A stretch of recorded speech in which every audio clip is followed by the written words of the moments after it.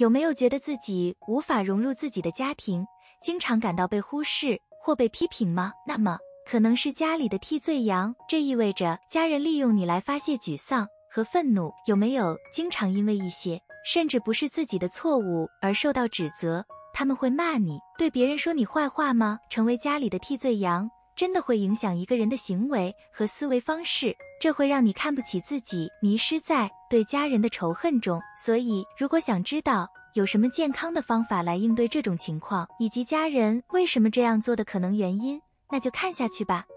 1.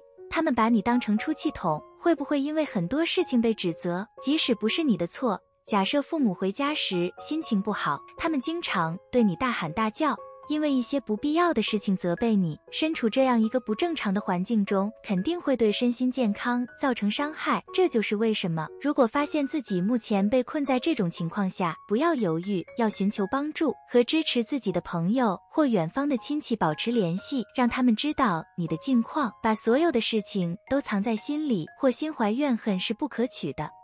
2. 他们对别人说你的坏话。曾经有家人在朋友或客人面前说过你的坏话吗？这当然感觉不太好，直到现在，这些话可能还会在你的脑海中清晰地回响。这种情况通常发生在被自恋的父母抚养长大的情况下，因为他们想让孩子在别人面前显得完美，他们还会远离可能破坏这种幻觉的事物。但是该如何认定这种方式呢？这就好像他们在说，哎呀，我不知道他们为什么会那样，我只知道这和我无关。他们可能为了抬高自己而贬低你，他们真的会让你感觉很糟糕。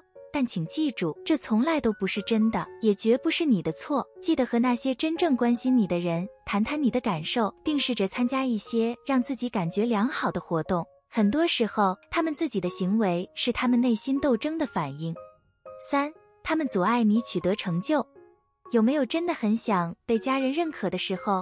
如果经常有这样的想法，这可能意味着你没有得到足够的赏识。你可能会想，是我做得不够好，我应该做得更多，否则不管我做什么，他们都不会认可我，那还不如什么都不做。所有这些都不是真的，你不需要做什么大事来得到你应得的认可。每个人过着不同的生活，可以做完全不同的事情，每个人的步调都不一样。所以把这当做一个提醒，告诉自己你做得很好，可能认为自己所做的微不足道，但在这个世界的某个地方，一定有人正在仰望着你。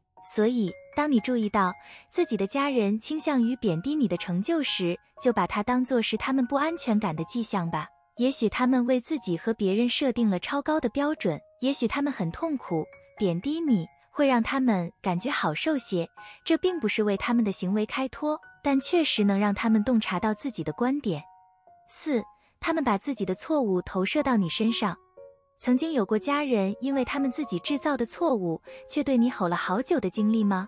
大多数时候，发生这些事情是因为他们生气或恼怒，而你在他们的情绪范围内，他们不知道如何应对突然爆发的愤怒，所以他们用了过激的手段来发泄。请记住，每当发生这种情况时，最好是冷处理，和他们保持距离，小心别在他们怒气未消时和他们打交道。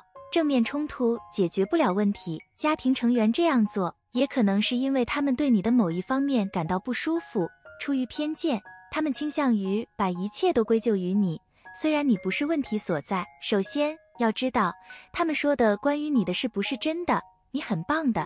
其次，要明白每个人都面临着自己的战斗，在外面学会接受自己之后，可能就是时候接受自己的家人也是有缺陷的人了。他们对待你的方式更多地反映了他们，而不是你。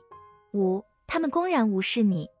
有没有注意到，家人们会想尽办法假装你是空气，也许他们不喊你一起吃饭，也不管有什么事，都不会征求你的意见，他们都默契地完全把你拒之门外。家里人这样做可能有很多原因，一种可能是他们知道他们冤枉了你，想要避免可能的冲突；另一种可能是他们害怕你会向外人谈论他们虐待你的行为，他们可能会在你身上看到他们不喜欢看到的东西，基本上是些任何能引发他们不安全感或歧视倾向的东西。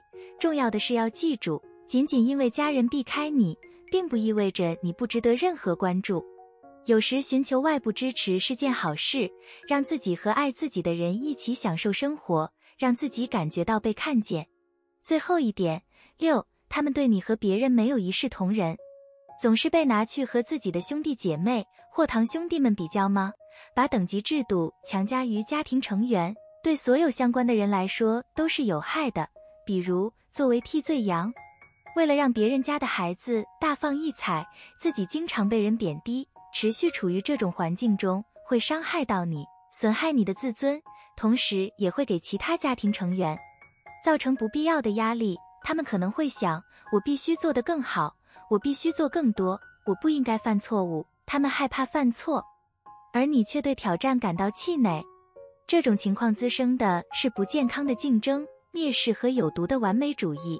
大多数时候，这些情况源于自恋的父母，因为他们需要看起来完美，拥有一个完美的家庭，他们迫使孩子变得更完美，却没有注意到孩子已经快到他们的崩溃点了。有没有注意到你太有竞争力了？或者根本就懒得去竞争？现在的行为通常很大程度上受到小时候被对待方式的影响，但重要的是你现在长大了，你做得很好。你认为你是家里的替罪羊吗？为什么呢？你对哪一点最感兴趣？家里人这样对待你的原因有很多，精神状况、不安全感和歧视倾向只是其中的一部分。这不是为他们的行为开脱，但有助于深入了解根本原因。不要用仇恨来对抗仇恨，有些时候很难做一个更强大的人，并继续前进，但试着接受他们的伤害行为作为他们自己痛苦的标志吧，然后放手。这并不意味着必须原谅他们，但也不意味着需要经常被他们的行为或自己的愤怒所束缚。欢迎在下面的留言区分享你的经验。如果知道有小伙伴可能从影片中有所收获，请不要犹豫，把这支影片分享给他们。一如既往，记得订阅我们的频道并开启小铃铛，这样无论什么时候我们发布新影片，您都能收到通知。参考文献在资讯栏。感谢收看，多多保重，下支影片不见不散。